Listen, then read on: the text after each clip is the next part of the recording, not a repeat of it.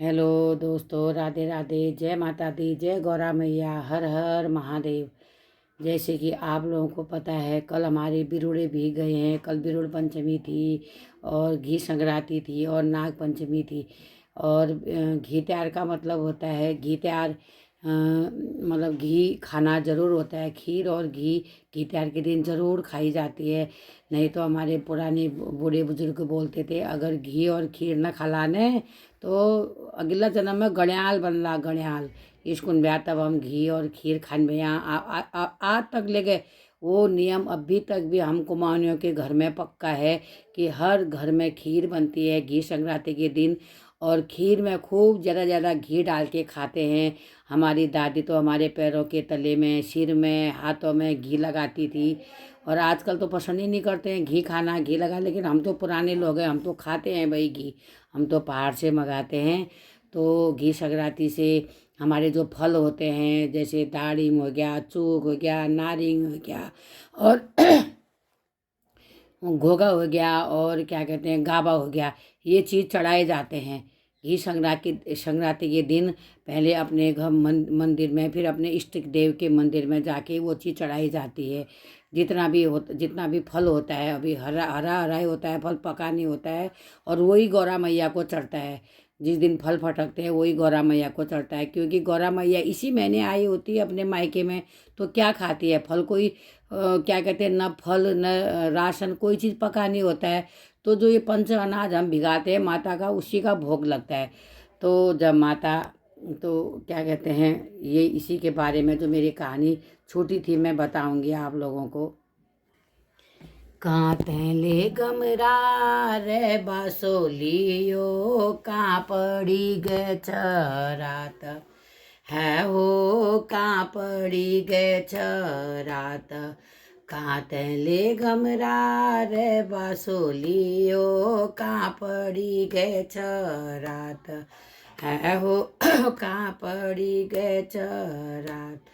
सोन भदो की अंधेरी रात हो, भगवान लेला अवतार है हो, भगवान लेला अवतार। नारिंग है बाड़ी रे बासोलियो, वसुधारा पड़ गए रात।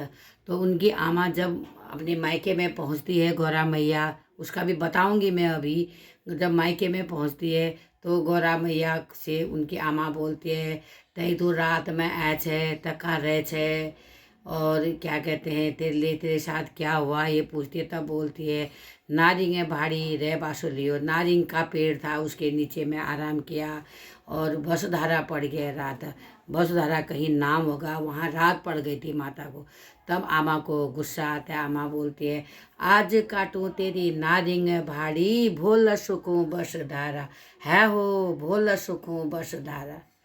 बहुत दुख भरी कहानी है माता की, मैं आप लोग को बताऊंगी। जब माता गौरा मैया को इतना दुख हुआ था, हम तो मनुष्य हैं, आप लोग मेरी पूरी कहानी को ज़रूर सुने जितना मैं आप लोग को बता रही हूँ। तो क्या है, शंकर भोलेनाथ गौरा मैया से मिले थे वहाँ पर नदी के किनारे। तो पसंद, मैया को पसंद कर रहे हैं, वो मैया से पूछ रहे हैं, तुम्हारा नाम क्या है, तुम किसकी बेटी हो, कहाँ के रहने वाले हो, सब पूछते हैं। और गौरा मैया पहले मना करती है, फिर बता देती है। खैर मैं शॉर्ट शॉर्ट में बताऊंगी, अगर पूरी कहानी बताऊंगी तो बहुत टाइम लगेगा। फिर भी मैं जहाँ तक है आप लोगों को समझाने का प्रयास करूंगी। तो भोले बाबा चले जाते हैं, वहाँ चले जाते हैं, पूरा एड्रेस बताते हैं। वहाँ नारिंग का पेड़ है, आम सूख का पेड़ है, और क्या कहते हैं, नींबू का पेड़ है, और फुलझड़ी है, ऐसा बोलते हैं।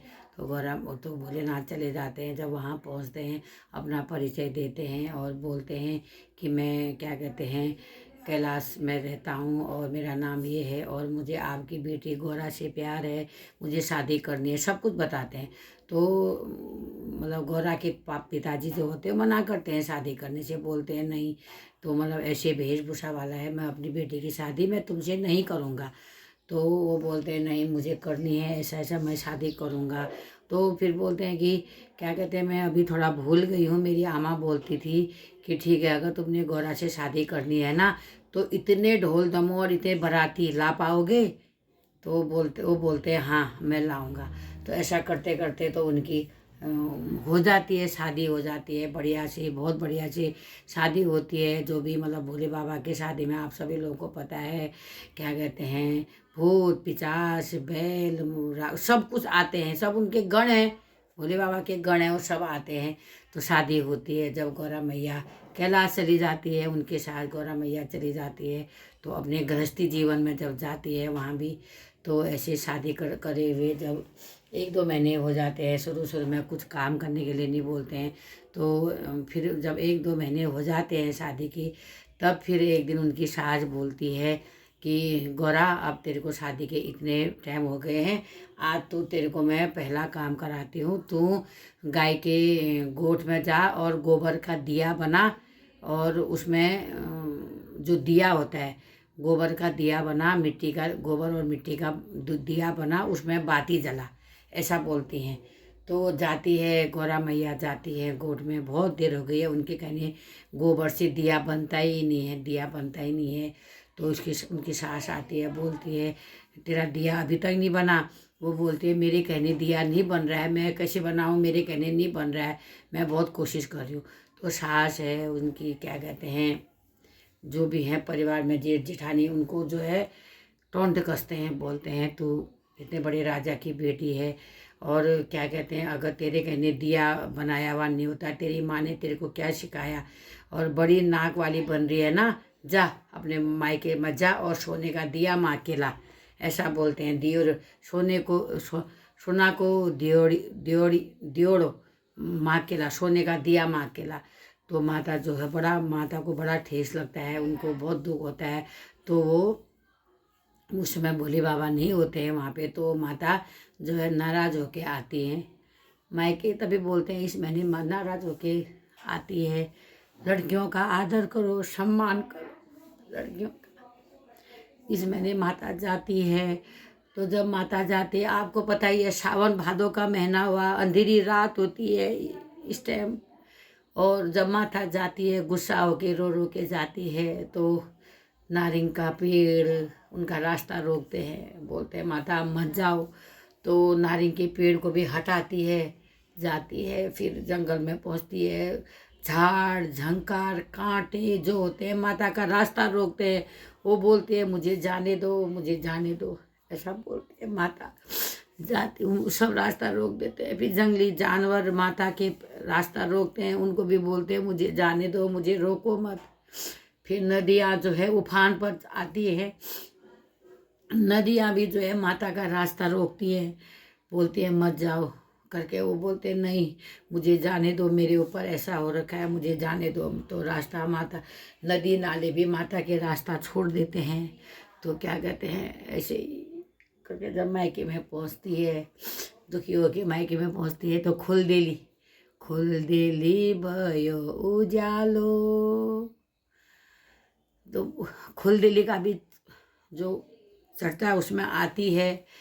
तो माता, उसकी आमा जो है, दादी जो है, खुल दिली में बैठी होती है, खुश होती है कि गौरा आ गई, गौरा आ गई, गौरा आ गई करके। सब अपने काम में रहते हैं। तो बोलती है भाई जा, जैसे हमारे पहाड़ी हो रही जा, तो मैं तो कसे आए छे आज जमाए कहाँ छन। तो बोलती है, रोती है, बोलती है आमा मैं ऐसे आई हूँ, मेरे को सोने का दिया दो। तो